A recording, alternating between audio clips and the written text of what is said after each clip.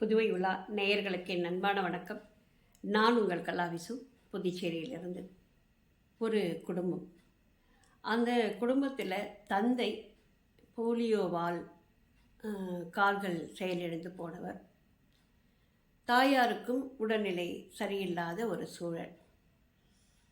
அவர்களுக்கு 3 குழந்தைகள், 2 ஆண் மகன்களும் ஒரு பெண் குழந்தை. 5 பேரும் வசிப்பது ஒரு சின்னஞ்சிறிய வீடு. அது 10க்கு 10 அடி கூட இருக்குமா அப்படிங்கிறது தெரியல. அதுவும் மாடியில். அந்த பாதை இருக்குது பாருங்கள், அது ஏறுகின்ற பாதை. அது மிகவும் குறுகலான பாதை. இதில் தான் தினமும் அந்த மனிதர் ஏறி இறங்குகிறார். உட்காந்துக்கிட்டே கையை ஊனி கீழே இறங்குறது, மேலே ஏறுறது அப்படின்னு. மிகவும் அந்த எல்லாம் காட்சியெல்லாம் பார்க்கும்போது ரொம்பவே கொடுமையான ஒரு விஷயமாக இருந்தது. இது எதுக்காக நான் சொல்ல வரேன்னு சொன்னால், இப்பேற்பட்ட ஒரு சூழல், நல்ல சாப்பாடு கிடையாது, நல்ல துணிமணி கிடையாது, யாராவது ஏதாவது உதவி செய்ய மாட்டாங்களா அப்படின்னு ஏங்கிக்கிட்டு இருக்க ஒரு நிலைமை. சுத்தீரும் ஜாமான்லாம் போட்டு வச்சு நடுவில் கொஞ்சோண்டு இடம் இருக்குது. அந்த கொஞ்சோண்டு இடத்துல அம்மாவும் அப்பாவும் படுத்துக்கணும். அந்த பெரிய பையனுக்கு 9ஆம் வகுப்பு தான் படிக்கிறான்.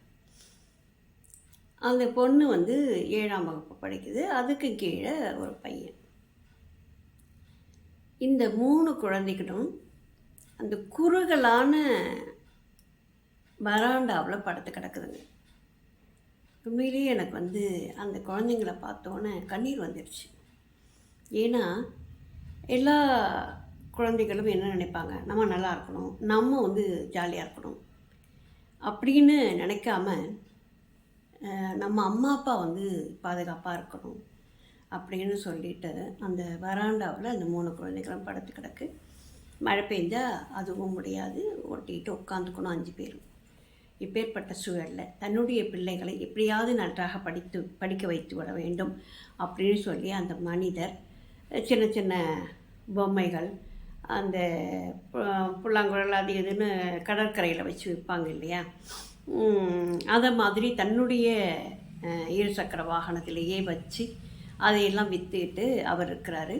அந்த அம்மா உடல்நிலை முடியலைன்னாலும் ஒரு 2 வீட்டில் போயிட்டு வேலை செஞ்சு சம்பளம் வாங்கிட்டு வராங்க.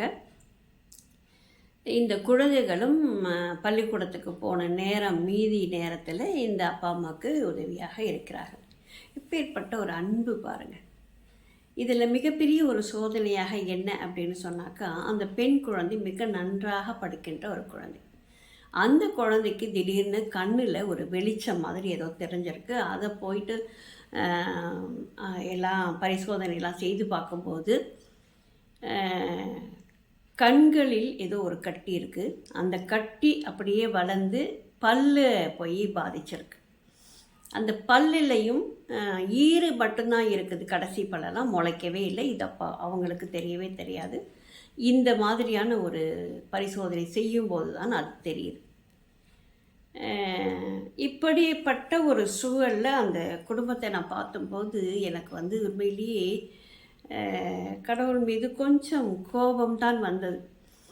ஏன் இப்படி ஒட்டு மொத்தமாக ஒரு குடும்பம் இப்படி பரிதவிக்க வேண்டும் அப்படின்னு சொல்லி. ஆனாலும் அந்த பரிதவிப்பிலும் அந்த கஷ்டத்திலும் அவங்க ஒருத்தருக்கு ஒருத்தர் உயிராக, ஒருத்தருக்கு ஒருத்தர் அன்பாக இருக்கிறாங்க பாருங்கள். இதை கொடுத்த கடவுளுக்கு நான் நன்றியும் சொல்ல விரும்புகிறேன். நன்றி, வணக்கம்.